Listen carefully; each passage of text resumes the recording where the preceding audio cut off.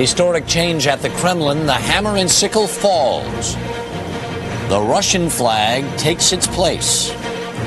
Mikhail Gorbachev says goodbye. In this country, the spirit of Christmas is alive and well, and fear among the Icemen that their world may be going to waste. This is the CBS Evening News.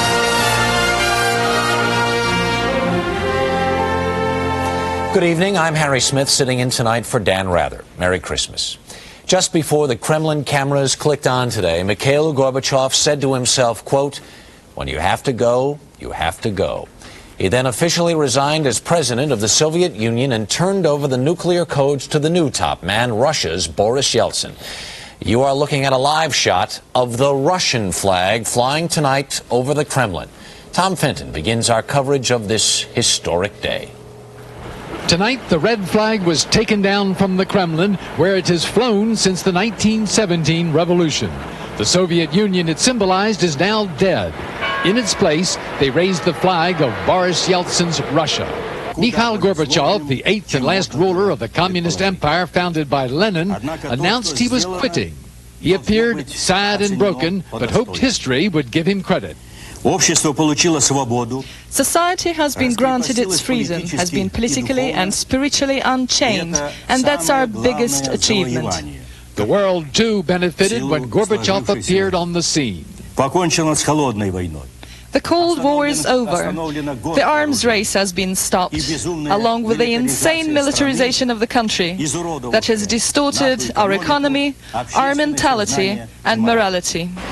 It's the former Soviet Union that is now in trouble.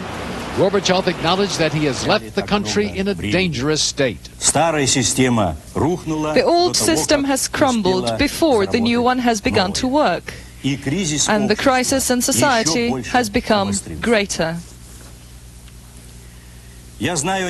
I know of the dissatisfaction with the current situation, the bitter criticism of the government, and of my own performance. In many respects, the living conditions of the Russians are now worse than when Gorbachev took over. But people watched his farewell speech more in sadness than in anger. He had a wonderful beginning, this woman says, but a sorrowful end. I personally supported him, and now I'm simply sorry for him, both as a politician and as a person. And I am concerned that you are no longer citizens of a great country. The consequences may turn out to be very difficult for everyone. It's critically important to preserve the democratic achievements of the past few years. The future now looks grim for the citizens of the former Soviet Union. Prices for food and energy in Russia will go up several 100% next week. There's a prospect of mass unemployment, and civil war is brewing in the shattered outreaches of this once great superpower. In a way, the country is back to 1917. Gorbachev came on the scene as a superstar politician, a dazzling reformer in the eyes of the world. He made his exit as a failure in the eyes of his countrymen, but given the size of his contribution to world peace, a magnificent failure. Tom Fenton, CBS News, Moscow. President Bush developed a warm relationship with Gorbachev, and he will say goodbye in a Christmas night address from the Oval Office. More about that from correspondent Susan Spencer at the White House. Good evening, Susan. Emphasized his enormous personal regard for Gorbachev, and tonight's address will emphasize that. He will also stress in this address that the U.S. is firmly committed to the same peaceful transition to democracy that Gorbachev says he supports.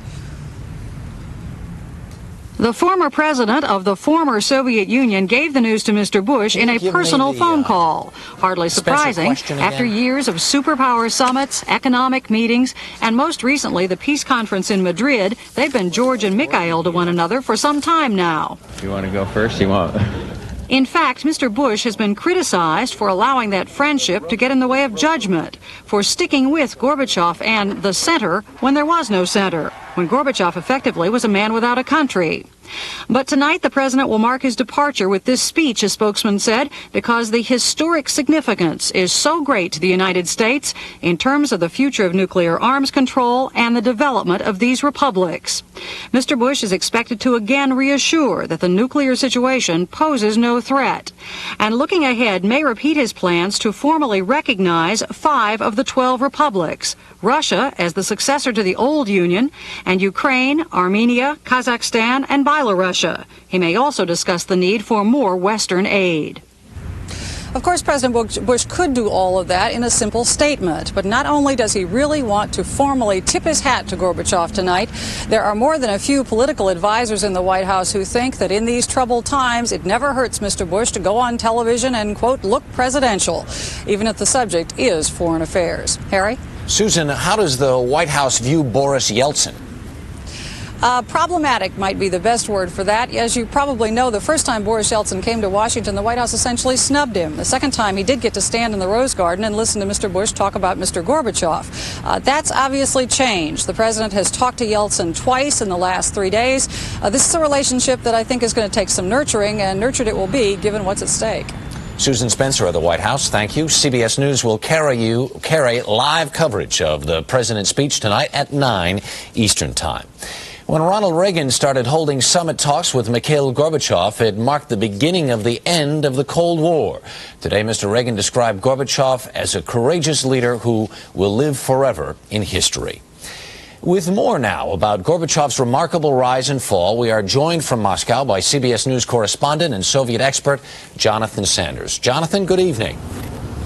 Good evening, Harry. Harry, I think we have to measure Mikhail Gorbachev according to a yardstick of some basic freedoms.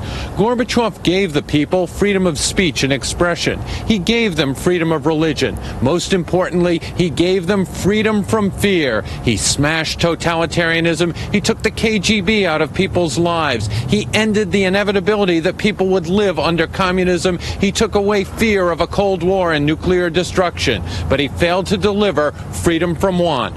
Freedom from want in people's bellies. Freedom from want of being able to define themselves as an ethnic or national group. That was his failure, Harry. Seeing incredible violence down in Georgia, might that likely spread to other parts of the republics? Harry, democracy is very fragile. There's not toleration yet ingrained here. Take what's going on in Georgia. It's a good example. People are fighting in the streets, fighting against the democratically elected president of that republic, saying he went from being a man who was elected as a Democrat, a former dissident, to being a dictator. And those people have lots of conventional weapons. In other places in the Soviet Union, you have tactical nuclear weapons, the little battlefield weapons. What if one of these extremist groups gets their hands on those? That's dangerous. Jonathan Sanders in Moscow. Thanks. Still ahead on the CBS Evening News, Christmas in America, a day of giving to those who need it most.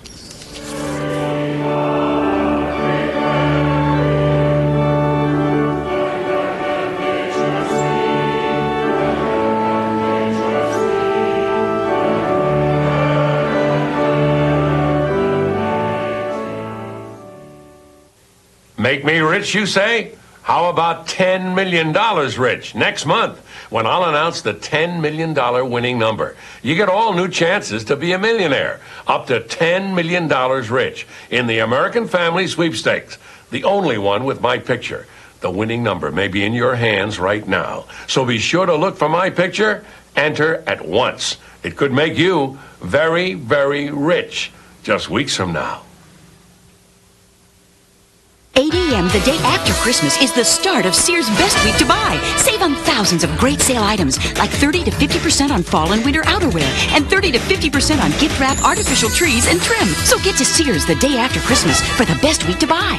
This is regular. This is better. This Bayer is regular. For headaches, Anacin is better. Why better? Regular Bayer has one ingredient. Anacin has two. A pain medicine plus a second ingredient that makes it work better. Get Anacin. Get better. 80,000 people turned out in St. Peter's Square today for Christmas at the Vatican.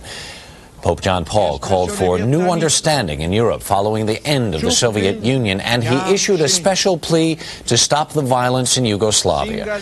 The Pope also called on the world to remember the suffering of the unemployed and the homeless. As Bruce Morton reports, hardship, hope, and help were all part of this Christmas Day in America. Walk the streets of any city today, and they were all you saw, the homeless, shuffling down a street, huddled in a doorway, as abandoned as yesterday's toys. The people for whom there was no room at the inn. It's good of them to do it. It's just great. The hotel that would go all out for people. But in Oklahoma City, there was room at this inn, a hotel which opened more than 100 rooms to the homeless. Big beds, clean sheets, and television. Kids liked that.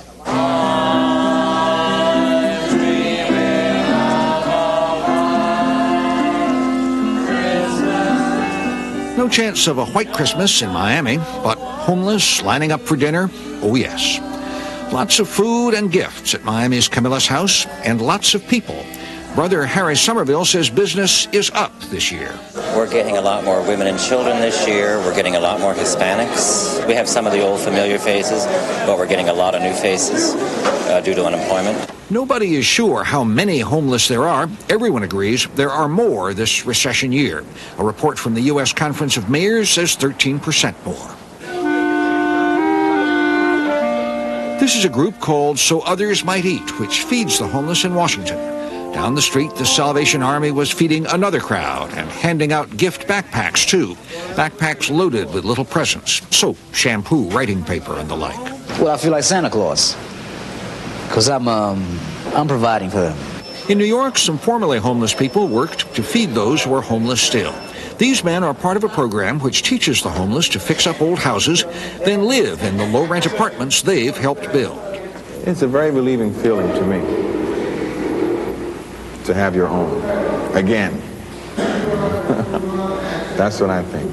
But they are the few. This place, the Midnight Mission in Los Angeles, is more typical. A soup kitchen, 3 meals a day, big crowds. A lot of volunteers worked very hard today to make this a better day for the homeless. The surveys say we resent them more than we used to, but Christmas is, in a sense, their festival. So Jesus was born to a homeless couple outdoors in a stable, in a manger. So we think about the homeless, we must not look upon them as derelict and dismiss them. That's the mistake Rome made 2,000 years ago. Tomorrow, most of the volunteers will go back to their regular jobs. Most of the homeless will go back to the street. Bruce Morton, CBS News, Washington. Coming up, Bob Simon with news from the Holy Land this Christmas season.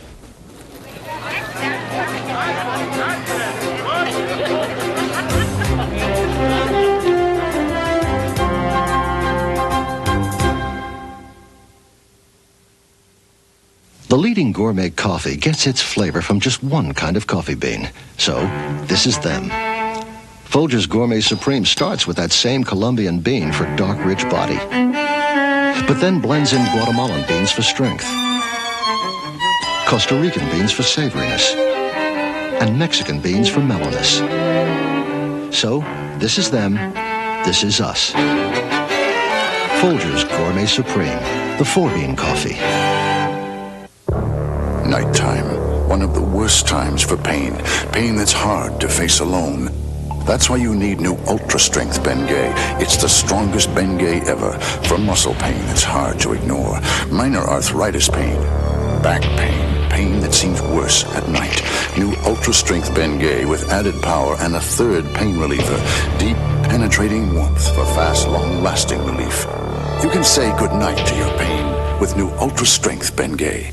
When you get gas pain, you've got a choice. Your antacid or Gas X, the tablet made for gas pain. It's extra strength, 100% simethicone to get rid of gas faster than your antacid. Fight gas right with Gas X.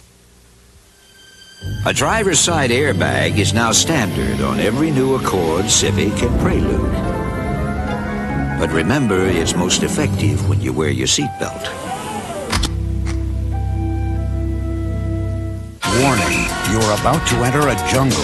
Your first mistake, you brought your car. Driven to extremes on 48 Hours tonight. In Jerusalem today, Mayor Teddy Kollek led a protest against Jews settling in the Arab part of the city. Kollek called the settlers obscene and the trend dangerous. And Israeli peace activists accused militant settlers in the occupied territories of taking the law into their own hands. Bob Simon has more. Israeli peace activists planted young olive trees in a Palestinian grove on the West Bank, a gesture of peace and reconciliation in this holiday season. Well, perhaps, but with a backdrop of violence and terror. This chapter in the never-ending story began when Palestinian terrorists opened fire on the car of an Israeli settler, a woman. She suffered only light injuries, but 3 Israeli civilians have been killed in shooting attacks since late October. The next day, soldiers bulldozed the trees from the olive grove where the shots had come from. When the soldiers left, settlers cut down more of them. The Battle of the Trees had begun. On Sunday, leaders of the Israeli peace movement planted new seedlings in the now empty lot, declaring that Zionism is not vandalism. We want to show world public opinion that there is another kind of Zionism. This is the real Zionism. An hour later, settlers uprooted the plants as soldiers looked on. A purely symbolic act, of course, understood by all. It's not just that these are the trees which yield olive branches, it's that to Palestinians, olive trees symbolize nationhood. Meanwhile, in Ramallah, Palestinians were stepping outdoors for the first time after a 2-week curfew, imposed after the killing of a settler, to see what settlers had done to their property. But in that olive grove, new hope was being planted in the ground. We are intending to come again and again and again to replant and to replant if necessary, in order to prove that we are not giving up of planting this symbol of peace. They'll have to. Settlers uprooted the trees again a day later. Israeli and Palestinian extremists are talking to each other through the trees, almost, one would think, coordinating strategy. Arabs aim at Israeli cars, Israelis at Arab olive groves. But they're both really targeting the peace talks in Washington. And their objective is the same: kill those talks before springtime, before they have a chance to blossom. Bob Simon, CBS News on the West Bank. Stay with us now for more CBS News, including the frigid view from the bottom of the world.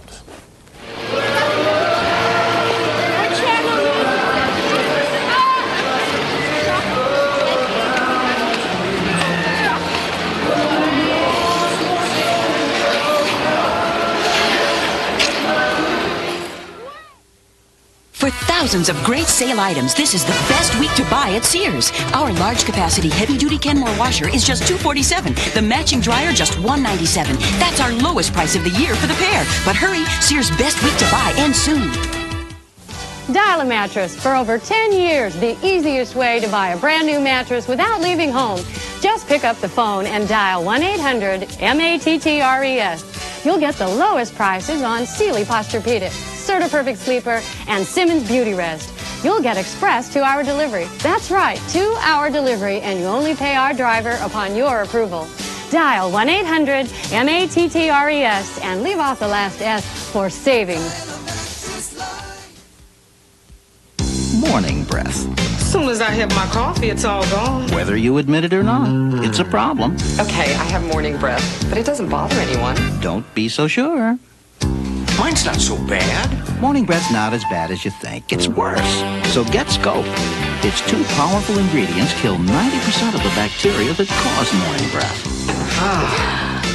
Was my morning breath really that bad? There's no denying morning breath, so save your breath with Scope. 8 a.m. the day after Christmas is the start of Sears Best Week to Buy. Save on thousands of great sale items, like 30 to 50% on fall and winter outerwear, and 30 to 50% on gift wrap, artificial trees, and trim. So get to Sears the day after Christmas for the best week to buy. The people of CBS News: Dan Rather, Connie Chung, Mike Wallace, Ed Bradley, Leslie Stahl, and Charles Gerald. Experience CBS News. Much attention is focused today on that jolly old elf from the North Pole. But there's a lot doing at the South Pole as well. Scientists there are working to preserve a great wilderness and perhaps the future of the planet. Jerry Bowen reports from Antarctica. A typical spring day at the bottom of the world. At the South Pole, a researcher measures ultraviolet rays, an indication of ozone depletion. Far away, in the eerie dry valleys, one of the few places not under ice, another scientist looks for signs of global warming.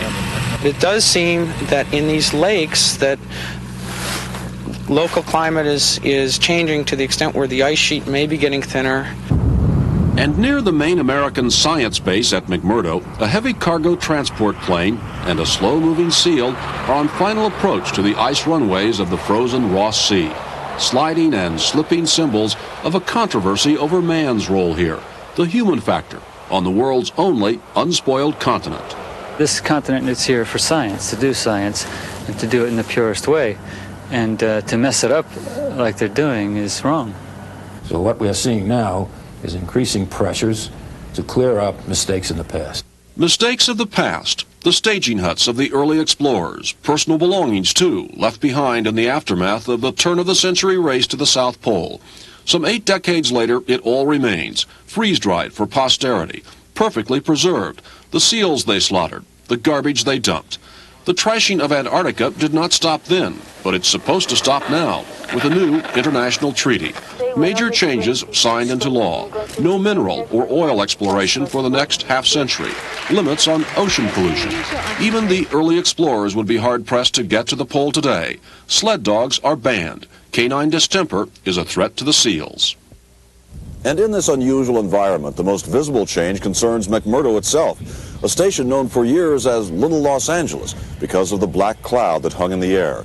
Black smoke from trash burning in the town dump. The United States is in the midst of a 5-year, $30 million effort to clean up the past. No more open burning. No more dump. It was closed after asbestos was discovered.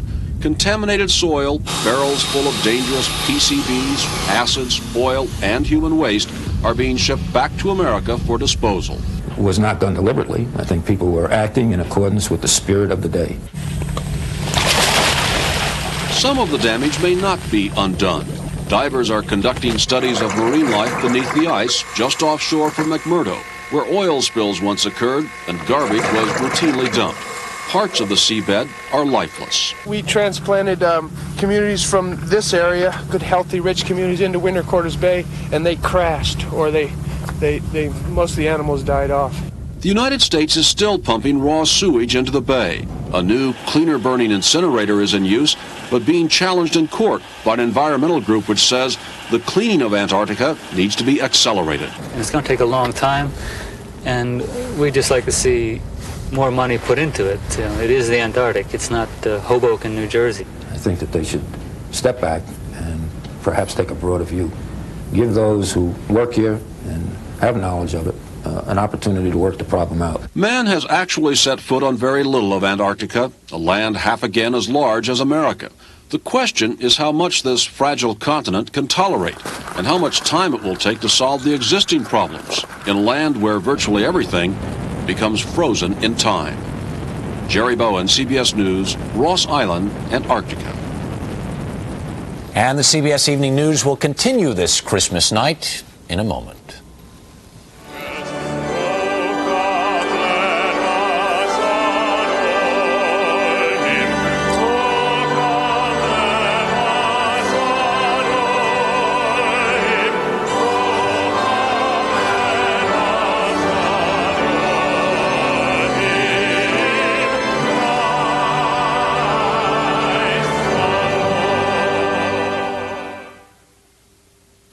For thousands of great sale items, this is the best week to buy at Sears. Get our huge 18 cubic foot Kenmore refrigerator with a free ice maker at our lowest price ever, just $599.99. But hurry, Sears' best week to buy ends soon.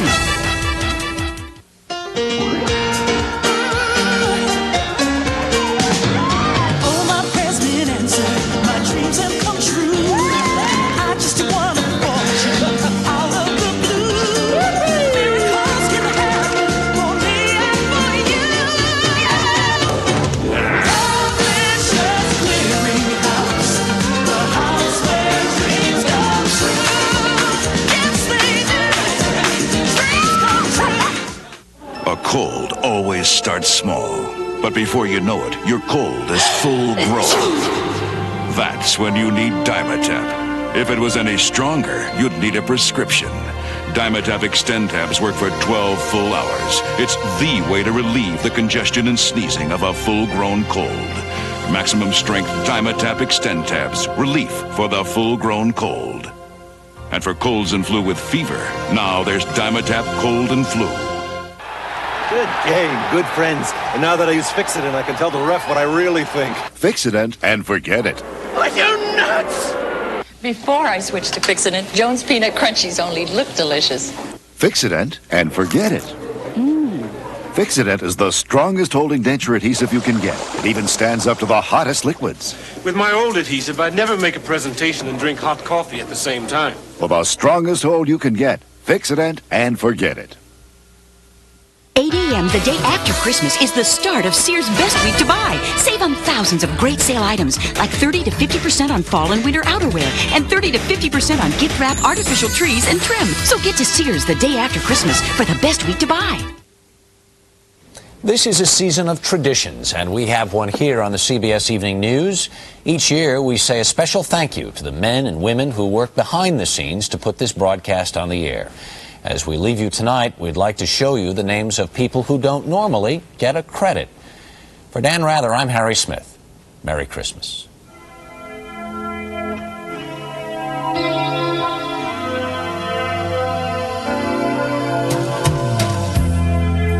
Have yourself a merry little Christmas. Let your heart be light.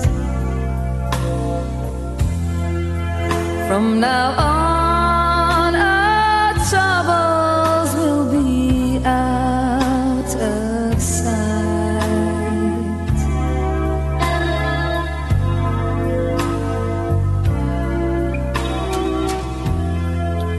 Have yourself a merry little Christmas. Make the Yuletide gay.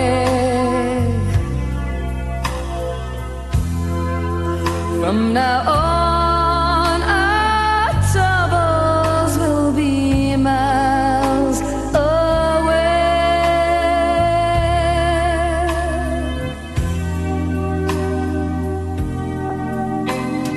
Here we are as in olden days,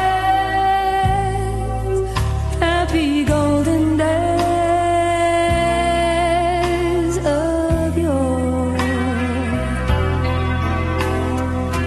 Faithful friends who are dear to us, gather near to us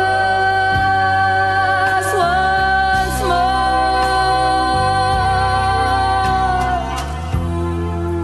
Through the years, we all will be together. If the fates allow, hang a shining star upon the highest bough,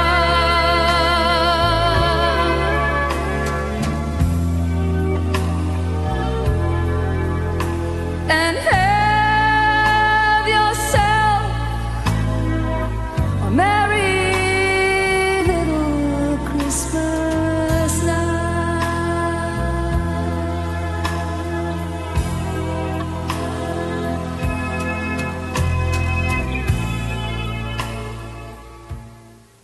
This is CBS. Your Toyota dealers wish you a happy holiday. Oh, exactly what I needed. I'll be on the run tomorrow. It's the start of a record-breaking Toyotathon. Your Toyota dealer is going to sell more cars and trucks than ever with special late hours, immediate financing, and delivery. They're definitely going that extra mile with factory-to-dealer incentives, special option package savings, even great lease deals. Remember, Toyotathon only lasts a short time, so lace up those shoes and race down to your Toyota dealer tomorrow. Walt Disney, His Life and Legacy on Entertainment Tonight.